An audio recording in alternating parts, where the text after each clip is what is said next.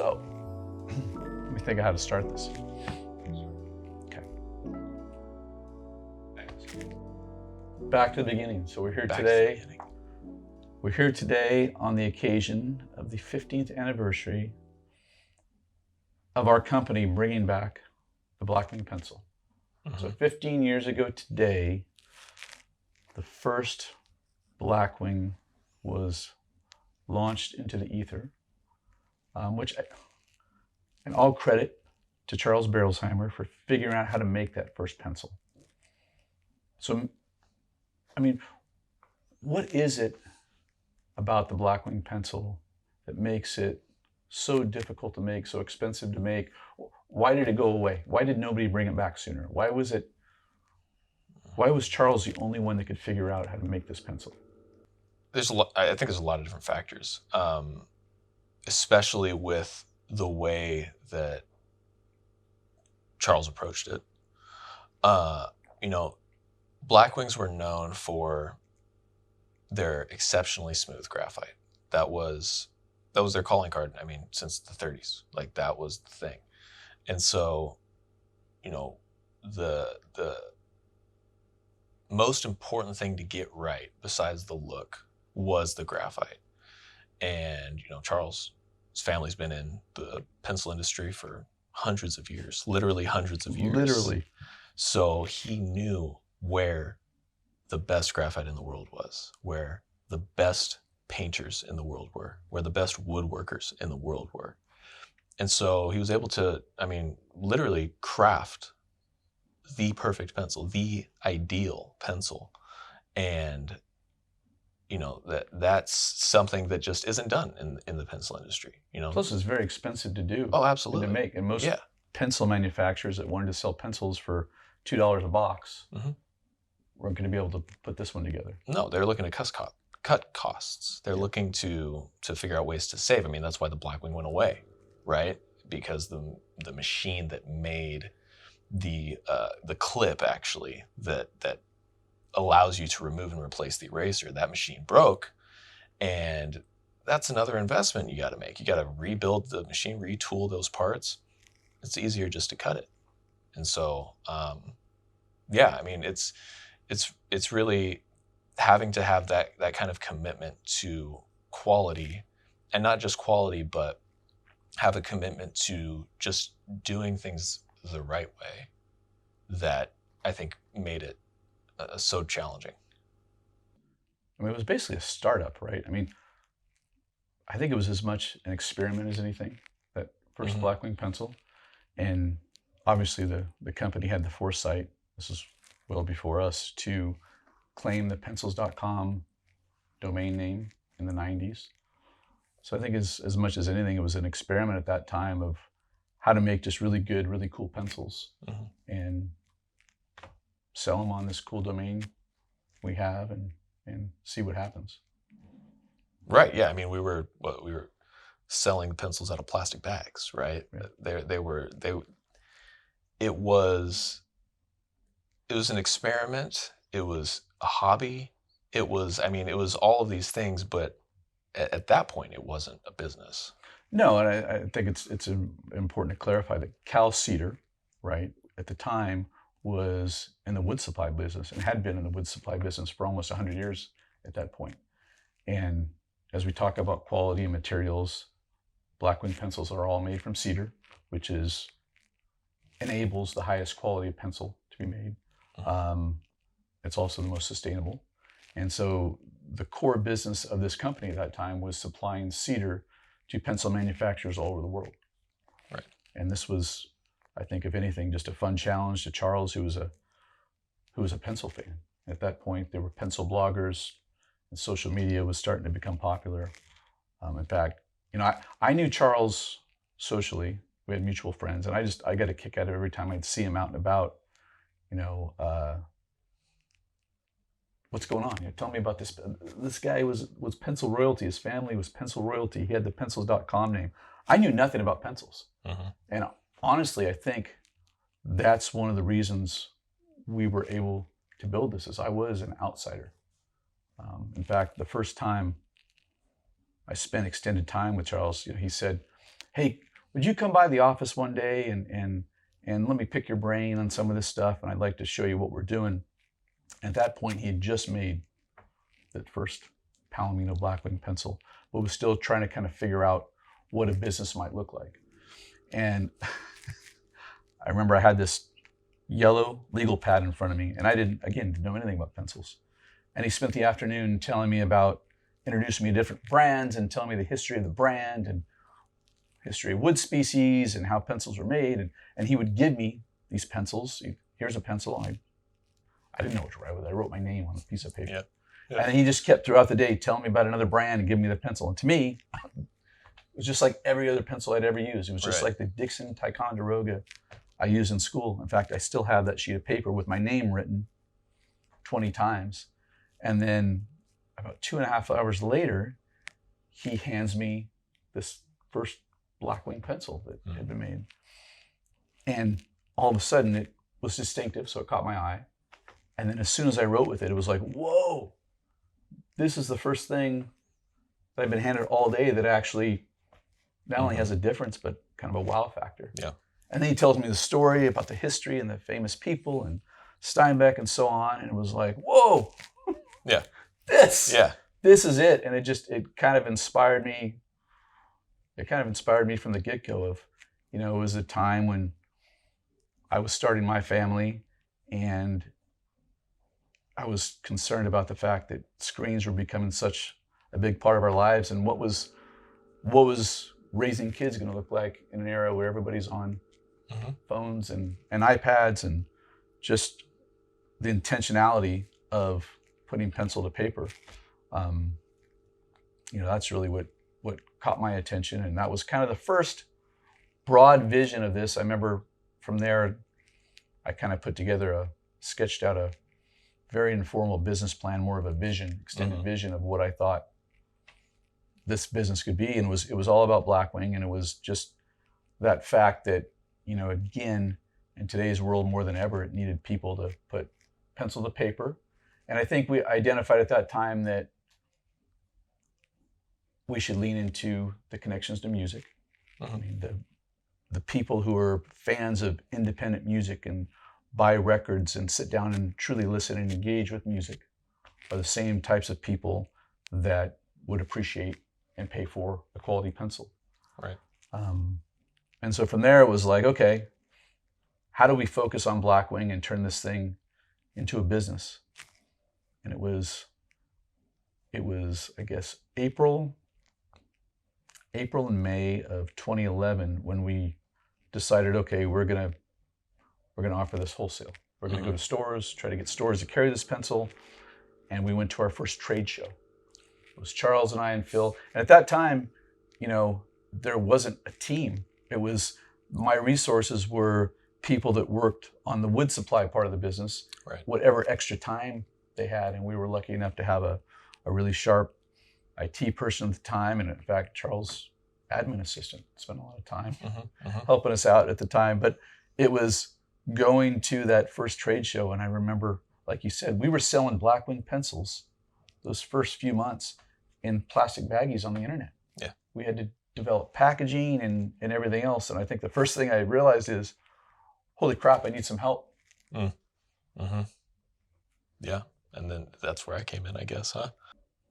So how did we get connected? I know it had something to do with LinkedIn. Yeah, I accidentally connected with Charles on LinkedIn. I do not remember doing it, but I ended up getting what I now know is a Charles Berolsheimer special. Yep, email. It was very detailed, very well thought out. And you didn't even mean to connect with him? Didn't even mean to connect with him. No idea who he was up until this point. But, he told me about Blackwing and about, pencils.com and all the stuff that he was working on in this new part of the business. It was only a couple months into it. Yeah, right. And I was a writer. I was doing freelance writing, fresh out of college. I mean, I'd been out of college for a year and a half at that point. And it was, he said, why don't you come in the office and we'll talk. Your first role was social media? Community manager, I believe it was what it was called. It was part-time. It was which part-time. didn't last long because the business quickly revealed that was not going to be part-time. We had a lot of stuff to do. And we were both English majors. Right. No, I mean, and that's what drew me to the whole thing, right? Was like you mentioned, it was the story. Because this is 15 years ago. This is before every olive oil on the shelf has a story about why they did it and all the history of the olives and things like that, right? And brands weren't really doing that kind of thing. And so when I heard this story about John Steinbeck, about Chuck Jones, about,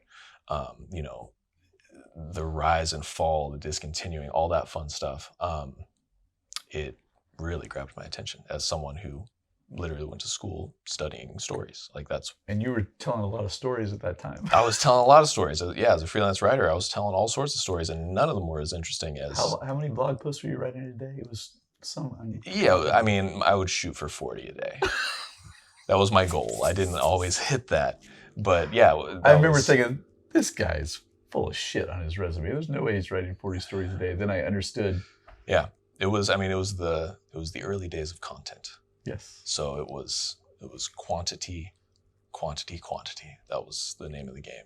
So I remember a few months after that having our first board meeting. So again, this was a 100-year-old company that was focused on wood supply, supplying wood to pencil manufacturers all over the world. And here's this little kind of startup within that. And the first board meeting we had, they asked me to come in and make a presentation to the board. And I remember going into this, very established and successful corporate business people. And what I thought was bragging about, that we're starting this venture and that the first two guys on board were English majors. Yeah. And looking back now, the look on a couple of their faces like, what?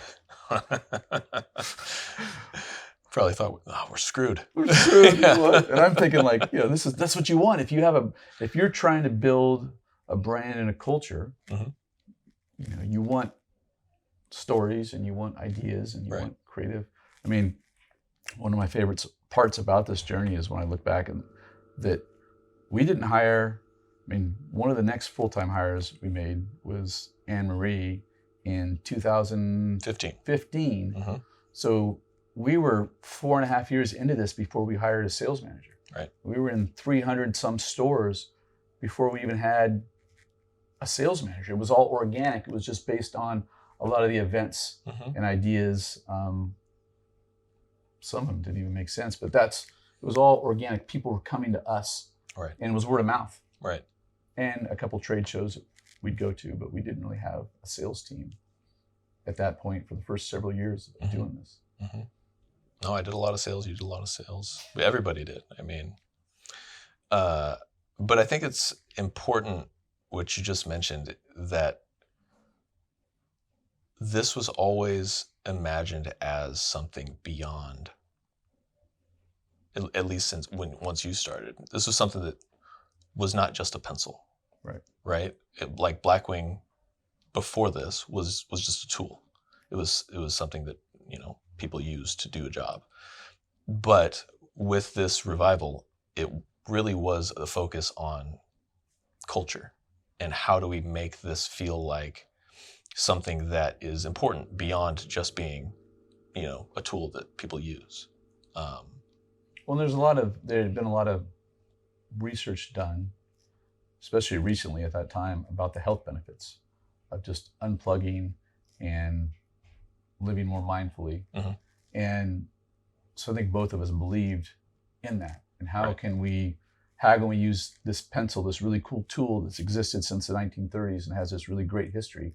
How can we use this tool and create a group of people and a mindset of where everybody's got a computer, everybody's got a phone, but how do we find time to engage with things like pencil and paper and vinyl records? I mean, that was another part of the journey along the way. We got actually involved in the record pressing business.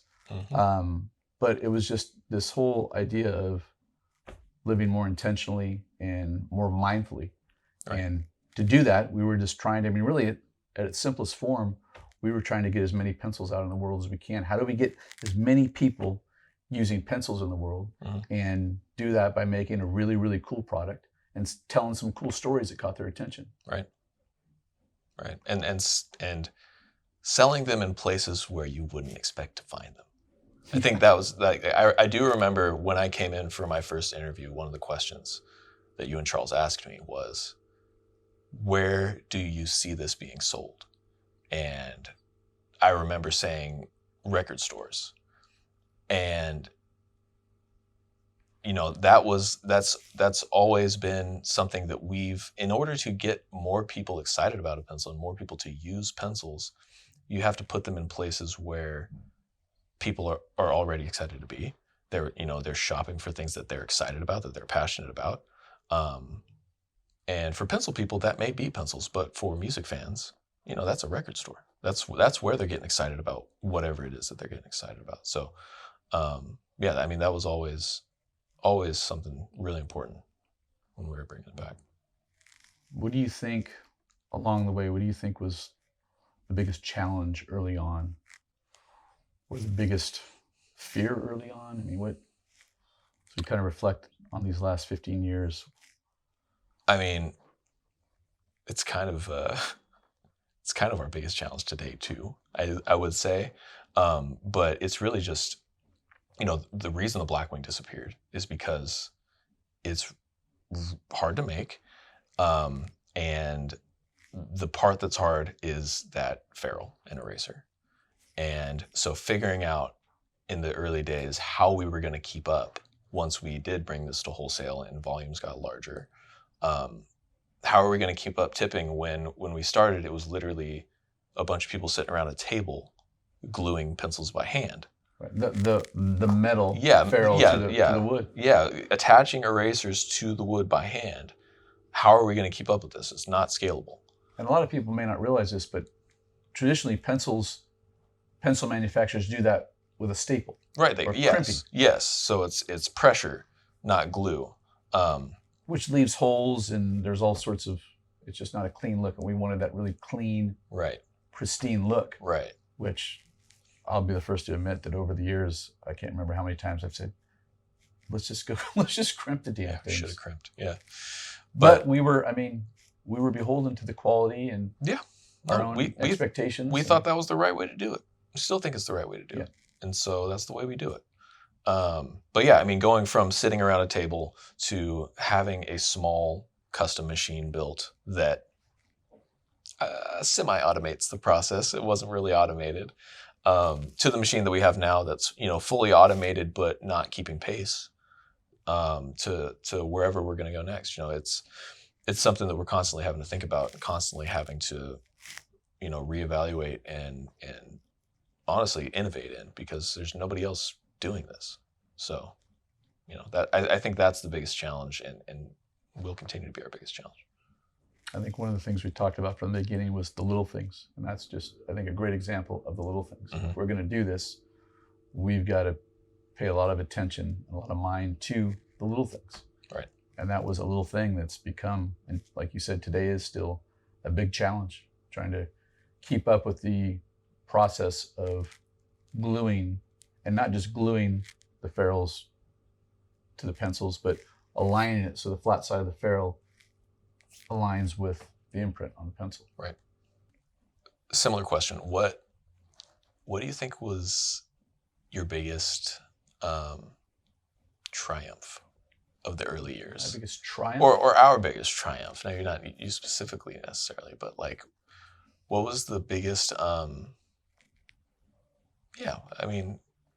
biggest success in the beginning? Biggest success? The thing I was most proud of is how we built the team over time. It's the Blackwing culture. Like, you can't really build a brand or build a culture and expect other people to behave a certain way or to value things a certain way unless you can do it yourself, right? And so I think from the get-go, as we started to build the team, we've hired very intentionally over the years. In some cases, we've taken 2 years to fill a role, and interviewed people for 2 years to get the right person that just fits. And I think once we started to establish a core team, I was especially cognizant of who we brought into that team, because I didn't want to rock the boat, because we had such a good team of people that worked together, that had the same passion, that believed in this beyond just a business, but believed in the benefits it had, and the mission that we were striving for. So I think I was very cognizant of that. So I think, I mean, over time, that's probably the biggest triumph, is the team we built. I mean, I remember early on, just one of those, hey, maybe we're going in the right direction moments was, we got a call from folks at Graceland, and they wanted to make Elvis pencils to sell at Graceland, and we didn't know how to do that. We didn't really have the capability of imprinting or customizing pencils at that time, and really, we wanted to try and build our own brand. Right. And that was the excuse I gave them. Obviously, we didn't have the capability, but I just said, we're focused on building our own brand. Right. I remember a week later, we got a call from Oprah's people. She wanted to make Oprah pencils. And I gave the same spiel. And, you know, looking back, I got a lot of mileage out of telling people, yeah, we said no to Oprah and Elvis. How am I going to say yes to you? And really, we just didn't have the capabilities. But I knew once those type of people started reaching out, that, okay, maybe we're on to something. Right. I mean, when was the first time you said that to yourself, hey, we've got something here? I don't know if there's a single moment that made me feel that way, but it was, I think, similar to what you're saying, when people that I respect, people that I, you know, have, whether it's a brand or an author or a musician, people who I've, you know, looked up to and admired, started acknowledging what we were doing, and, you know, really just giving that kind of positive reinforcement of like, yes, what you guys are doing is cool. It's important.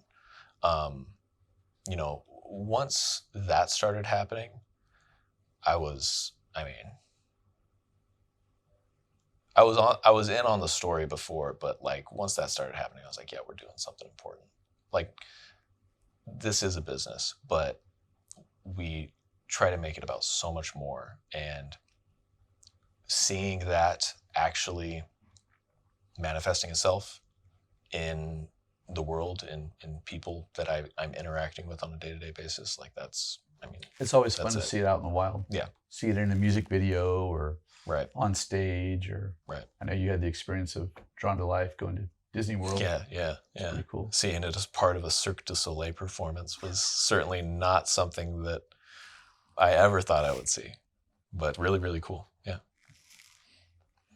Because it was, I mean, we knew we had a vision for sure, but one of the moments I remember it because of the timing of it as well, March of 2020. So we had a kind of a strategy retreat with the management team in Santa Barbara in March of 2020, the second week of March of 2020. And I remember we had this vision that we had been building, and things were evolving, and we had a lot of growth potential, a lot of great ideas we were talking about, and we were trying to figure out how to fit it all together in kind of one simple message. Yeah. And I remember sitting at that table, and I don't remember how you said it, but you just said, we're in the business of helping people slow down. Yeah. And that's kind of when it just clicked to me, okay, this is everything we've been talking about for the last several years, distilled into 2 words. Yeah. Yeah. I mean, that was, you know, that when we came into that session, like that was the objective, right? We wanted to distill this down into as succinct a message as possible, something that we could use to describe everything that we do. And, you know, when I was thinking about it, I was thinking about, you know, the tools we make, obviously, the pencils, the notebooks, the sharpeners, like what do we want those, what kind of impact do we want those things to have in someone's life? But I was also thinking about the types of stores we decide to work with, right? Why do we want to sell to independent retailers? Why do we want to encourage people to go and shop in their communities? you know, why do we want people to make that intentional choice rather than the immediate gratification of maybe buying somewhere else?